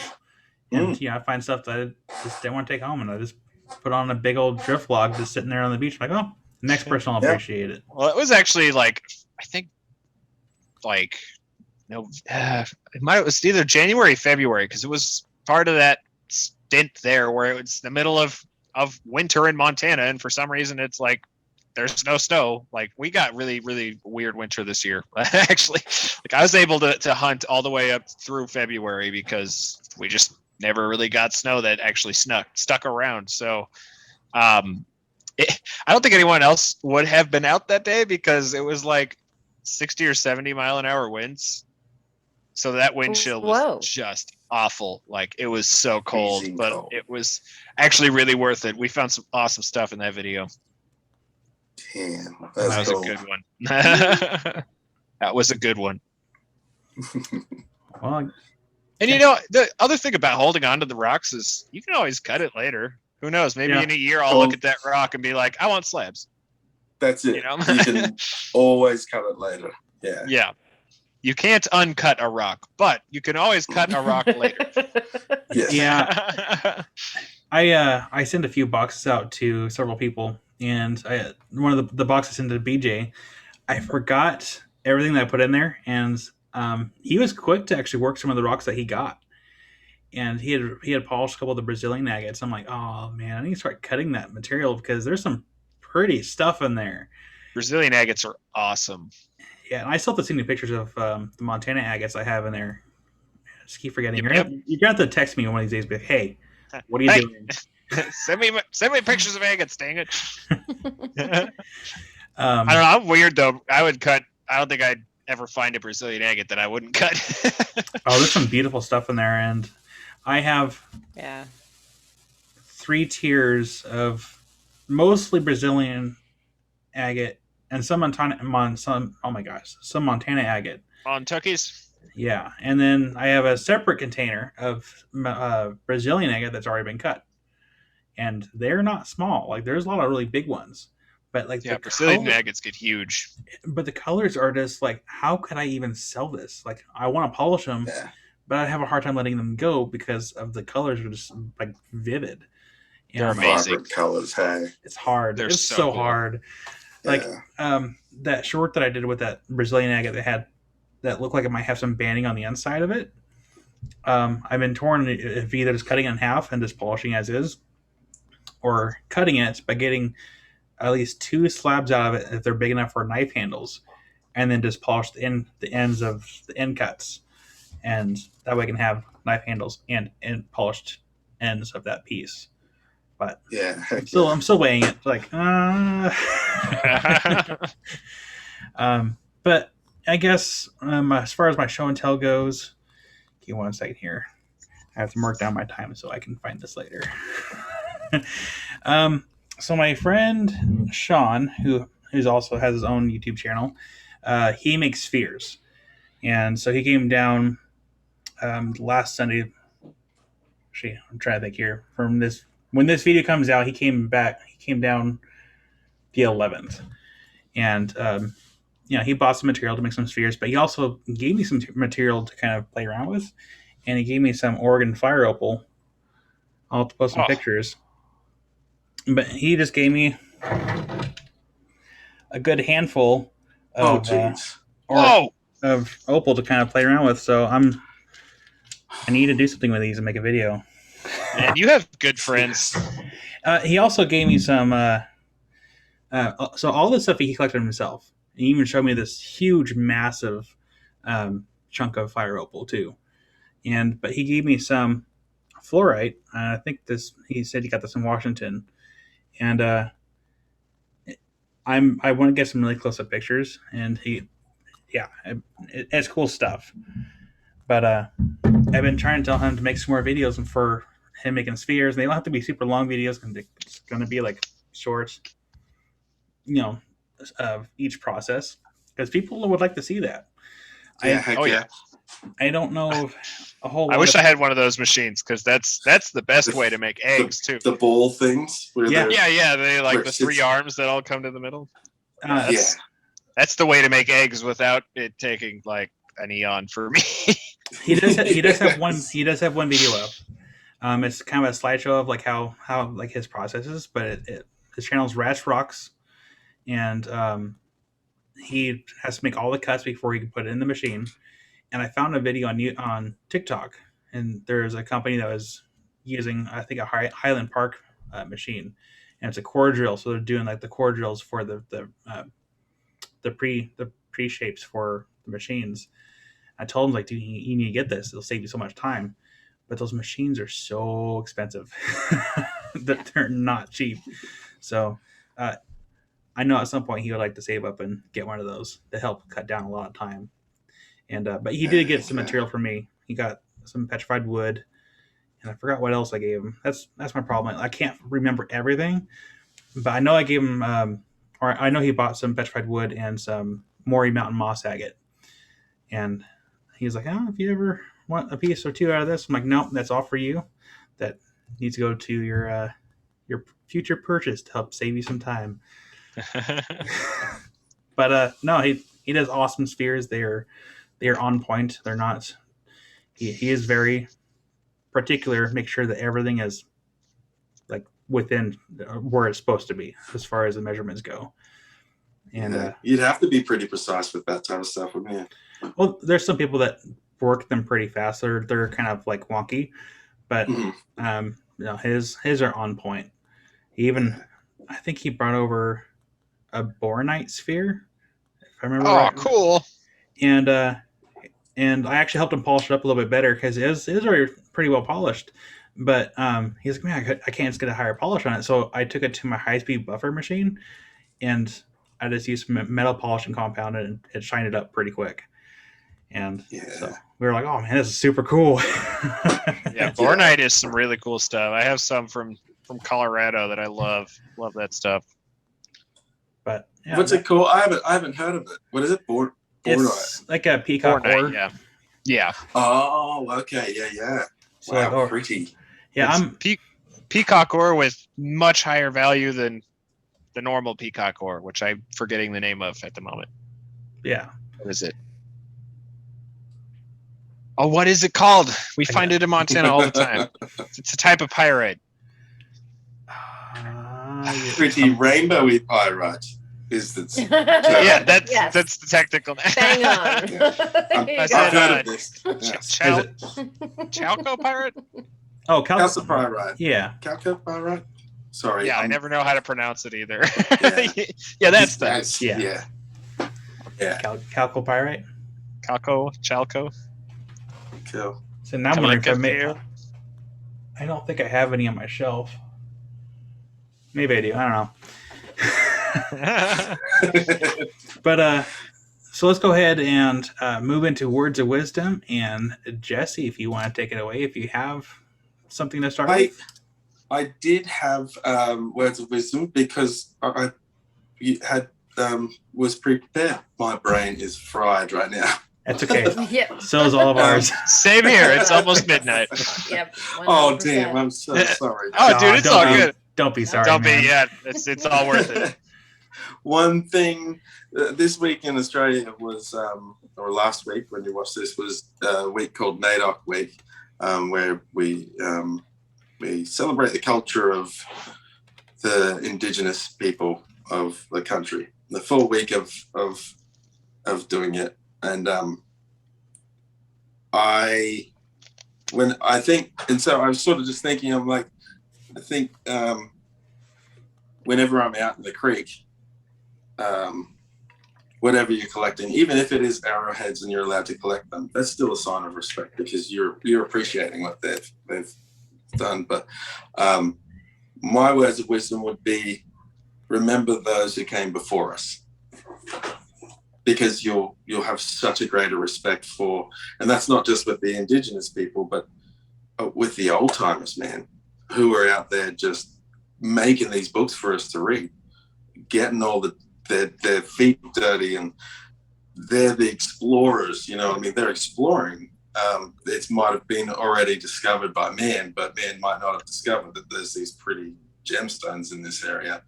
So it's like, yeah, I was like, remember those that go before you, because I love that.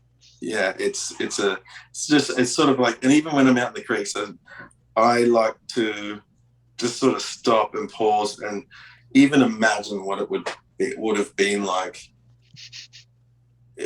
500 years ago, because Australia's so young, but even 500 years ago, it just would have been amazing. It is amazing already, but walking down to the creek and they'd be doing their ceremonies or just their appreciation for country is what they call it in Australia. They call Australia country, and their appreciation for country and their appreciation for not taking too much, which I've been at fault for before. I watched some of my earlier videos. I'm like, I didn't need 3 bags.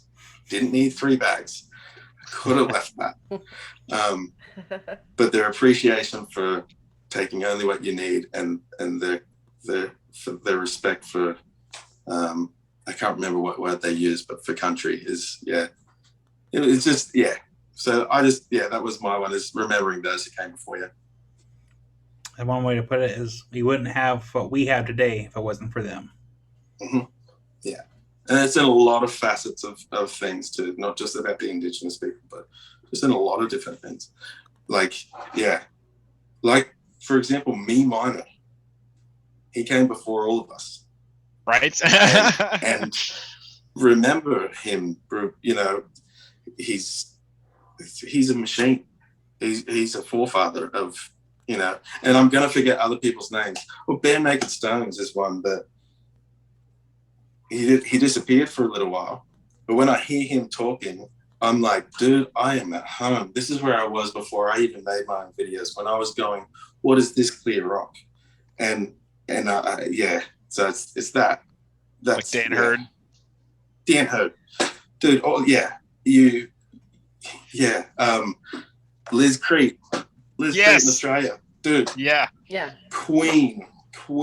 And deserves all the respect from so many different, and gets it as well. But it's just that remembering those who came before us is important.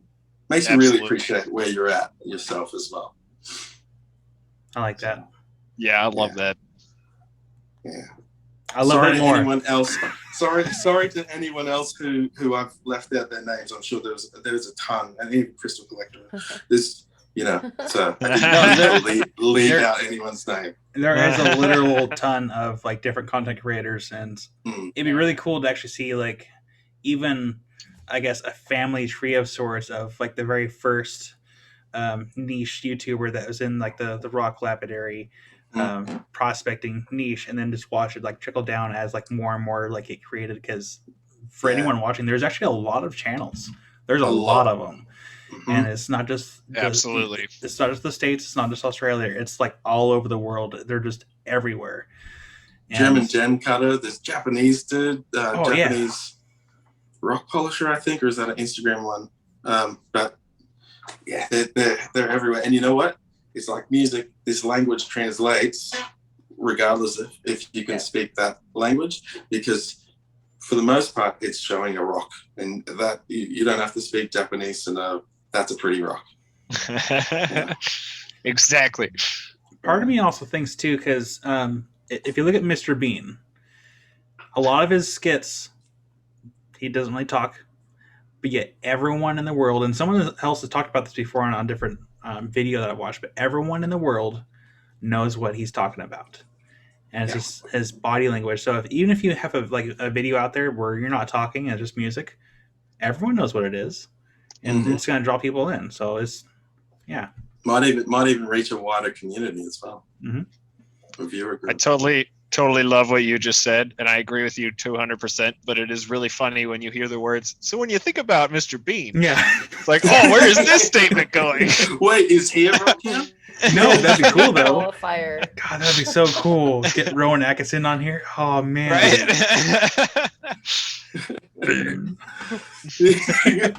That was so good.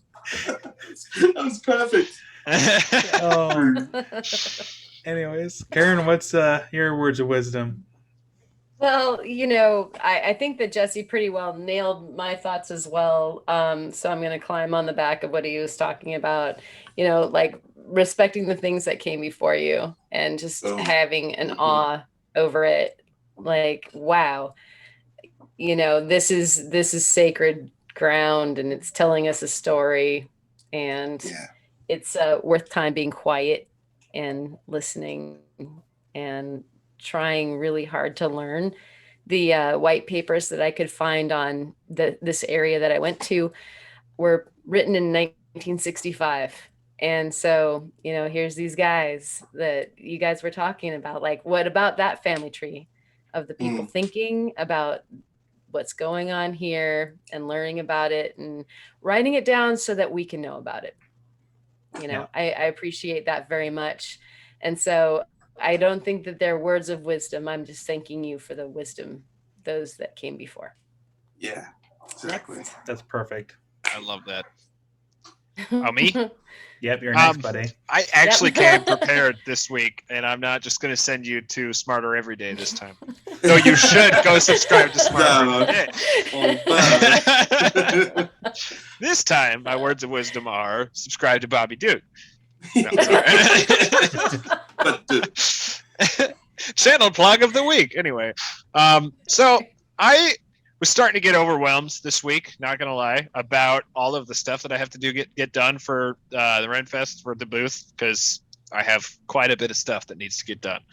Like, especially trying to keep track of like all 3 videos while I was out cutting rocks, and all of that worry just went away once I started cutting the rocks. Like, I had a bin that had rocks that are getting trimmed for eggs, a bin of rocks that are getting slabbed, and then a bin with 1 rock that I'm not talking about yet because it's not coming out for a while, but it's going to be awesome. Anyway, even though I was keeping track of which one goes where, I just totally just stopped being stressed because it was just so nice to be cutting rocks. And it's kind of hard to be upset when you've got an agate and you cut into it and you're like, whoa, look at all those bands. So I guess my words of wisdom this week are focus less on the what and more on the doing.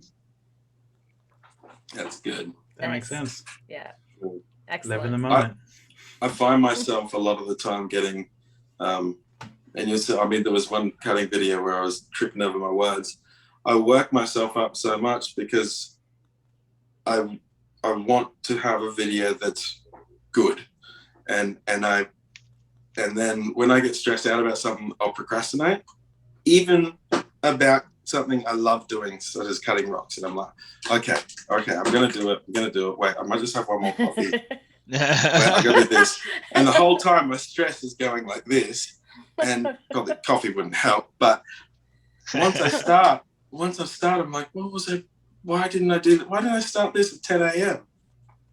No, absolutely. Yeah.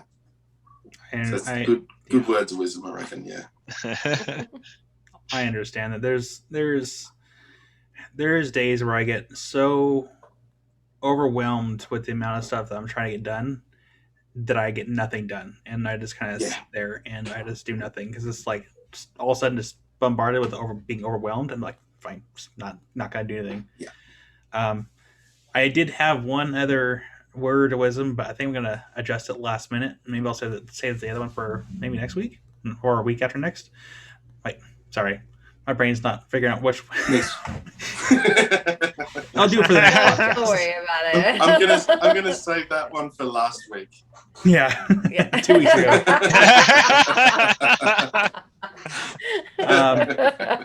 But I know there's a lot of people out there that have a hard time focusing, or they have a lot of projects that need to get done, and chaos can happen. And I think that my words of wisdom would be to make a list. Make a list of everything that you need to do. It doesn't matter if it's just a honey-do list. Just make a huge list of honey-to-do list. If you can, organize it. And I'm telling you, the more that you work, take a day, look at the list, like, okay, what can I do that I can do in like 10 minutes, and just kind of prioritize, what will take the least amount of time and what can take the most amount of time, and just kind of go in order, because the feeling of accomplishment when you mark something out that list, it's awesome. And if you can take that time and organize it, and all of a sudden you mark, you got 10 things done off that list, you're going to go throughout the rest of the day, be like, man, today was a productive day. And then I did this. Yeah. Yeah. And then on the next day, pick a few more things. And before you know it, you have nothing on your list, and you can be like, oh, I can sleep now. Can I add to that? Because this is one thing I do is, so I make a list, and then I'm like, if you do something that's not on the list, put it on the list and tick that off already, because then you're looking at everything. You're like, I did do this, and then I've done that before, and it's helped because I think don't you get like a small dose of dopamine or something if you mark something up a list? So you can make the tasks, even break the task down a little bit, because what happens is you get the dopamine, and you also get a sense of achievement. You get a bit more confident. You're not stressing about the list, and you end up crushing it. And the longer the list is, at the end of the day that you've ticked off, you're like, oh, okay, I deserve a beer. This is good.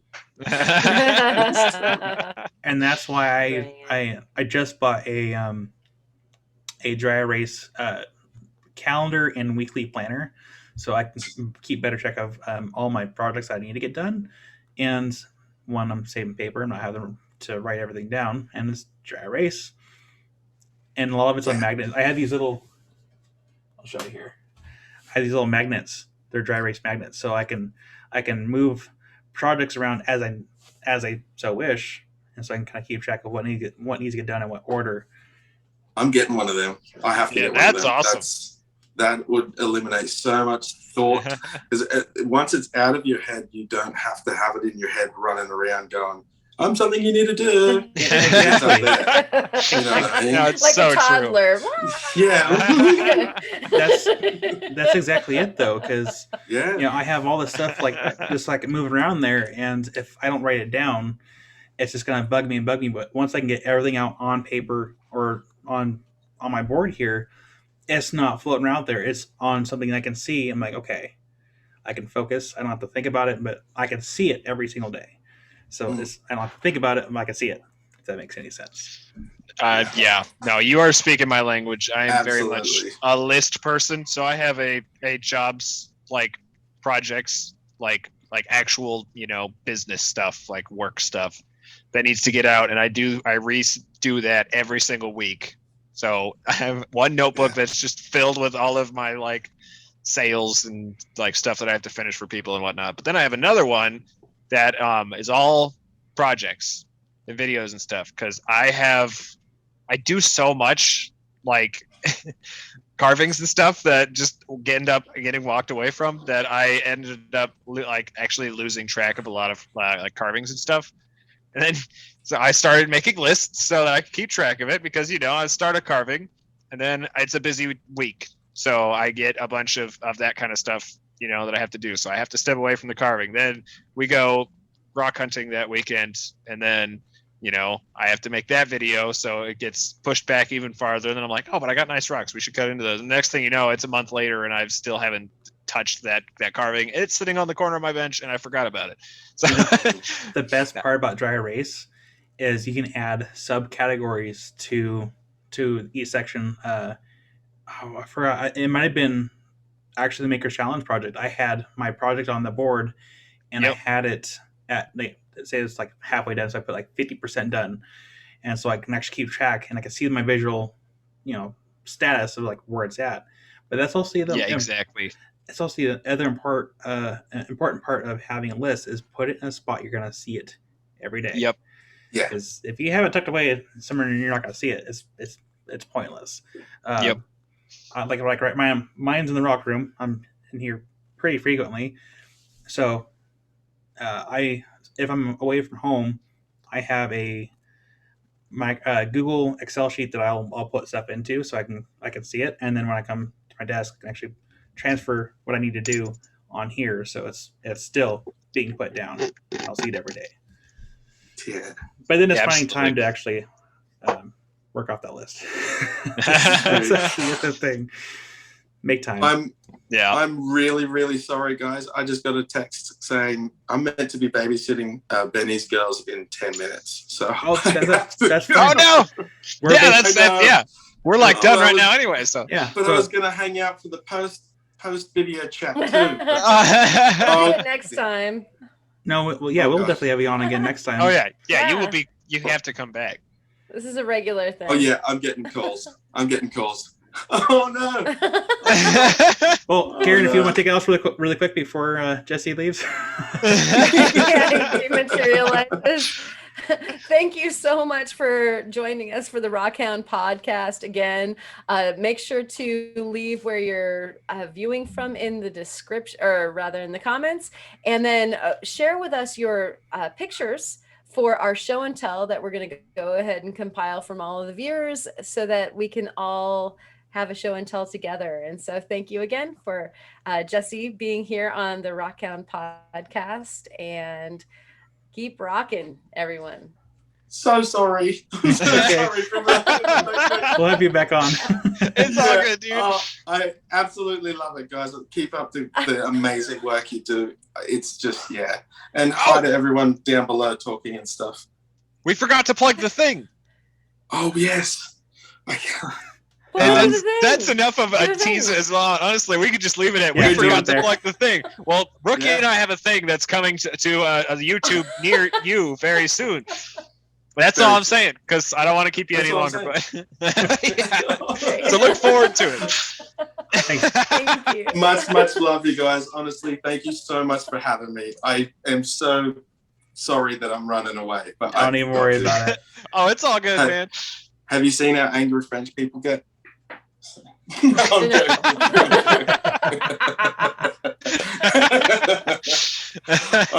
much love, you guys. Thanks, Jesse. Thank you. It's awesome having you. Bye. Yes, so good. I'll talk to you all soon. Okay. Yes. Yep. Bye-bye.